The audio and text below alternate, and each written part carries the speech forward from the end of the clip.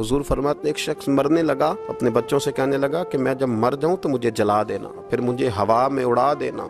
पुत्र मुझे उड़ा देना, मुझे बड़ा डर लगता है। अगर रब ने मुझसे हिसाब पूछा तो मैं काबिल नहीं हूँ, अगर उसने मुझसे हिसाब लिया तो बड़ा सख्त हिसाब लेगा। हुजूर फरमाते हैं, बुखारी में मौजूद है, उसके बच्चों ने इसी तरह किया। उसके मरने के बाद उसे जलाया, हवा में उड़ा दिया।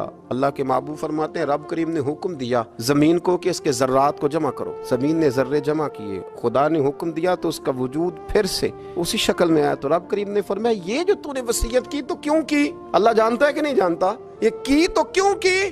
तो वो पड़ा, कहने लगा, अल्लाह मेरे अंदर तो ताकत नहीं थी तेरे सामने खड़ा होकर हिसाब दे सकूं, तुझे मनाने के लिए तेरे खौफ से डर गया। अगरचे हमारे बुजुर्गों ने लिखा है कि आज ये वसीयत करना, इस रंग में ये तर्ज इख्तियार करना दुरुस्त नहीं, लेकिन आप गौर फरमाइए कि नबी पाक अलैहिस्सलाम फरमाते हैं, जब उसने कहा ना अल्लाह तुझसे डर के ये किया, तो रब करीम ने फरमाया, जा फिर मैंने तेरी मगफिरत कर दी। हज़रत इमाम शाफी फरमाते हैं, मेरे इलाके का एक नौजवान था, आलिम फाजिल नहीं था पर नेक बड़ा था, मेरे साथ हज करने आ गया और मुझे वहां जाके पता चला वो भी आया हुआ है। फरमाते हैं, वो हज में मैं बड़ी कोशिश करता उससे मिलने की, तो कहता हुजूर क्या हज में बातें करनी, रब रब ना करें।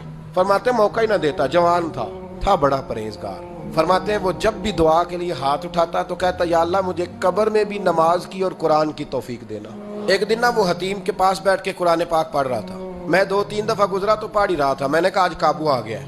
मैं उसके पीछे बैठ गया और मेरे दिल में ख्याल था कि जितना भी आज पढ़ेगा ना, मैंने इसे 2-4 बातें करके ही जाना है। उसने कुरान मजीद समेटा और मेरी तरफ देख के कहने लगा, हुजूर मैं भी आपका इंतजार कर रहा था। कहता मैं खुश हो गया, लेकिन उसने कमाल कर दी, जेब से चंद दिनार निकाले और कहने लगा, हुजूर आज जोहर की नमाज के बाद ना मेरा इंतकाल हो जाएगा, तो ये ना पैसे रख लें, कफन खरीद के ना तो मेरा जनाजा पढ़ के तो यहाँ जन्नतुल माला में दफन कर देना। इमाम साहब कहते हैं, मैं अगले लफ्ज कहने लगा था कि मुझ पे सख्ता आ गया। कहने लगा, हुजूर मेहरबानी कर दें कि आप मेरे इलाके के हैं। मैं चुप कर गया।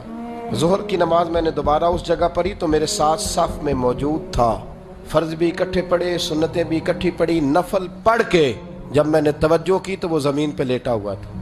आप फरमाते, मैंने गुस्ल दिया, कफन दिया, दफन कर दिया। कई सालों के बाद मैं दोबारा आया, उसी जन्नतुल माला में मुझे एक और जनाजा पढ़ने का मौका मिला। मेरे दिल में हमेशा ख्याल आता था कि वो तो कहता था, या अल्लाह कब्र में भी कुरान की तौफीक देना, तो या अल्लाह मुझे दिखा वहां पढ़ता है कि नहीं पढ़ता। तो इमाम साहब फरमाते हैं, वो मेरे दिल में बात थी, अल्लाह ने मौका दिया, मैं दोबारा जनाजे में गया तो जो कब्र खोदी गई वो उसकी कब्र के बिल्कुल साथ थी। अचानक मेरी नजर पड़ी तो कब्र की दीवार गिर गई। लोग परेशान हो गए, कहने लगे, आप आलिम, अब आप बताएं क्या करना है। तो कहता, मैंने झांक के जरा आगे देखा तो अंदर बैठ के कुरान पाक पढ़ रहा था। तो मेरी तरफ देख के कहने लगा, अस्सलाम वालेकुम इमाम साहब, ये दीवार शिवार कोई नहीं गिरी, ये अल्लाह ने आपकी दुआ कबूल कर ली है। आपको पता चल गया ना।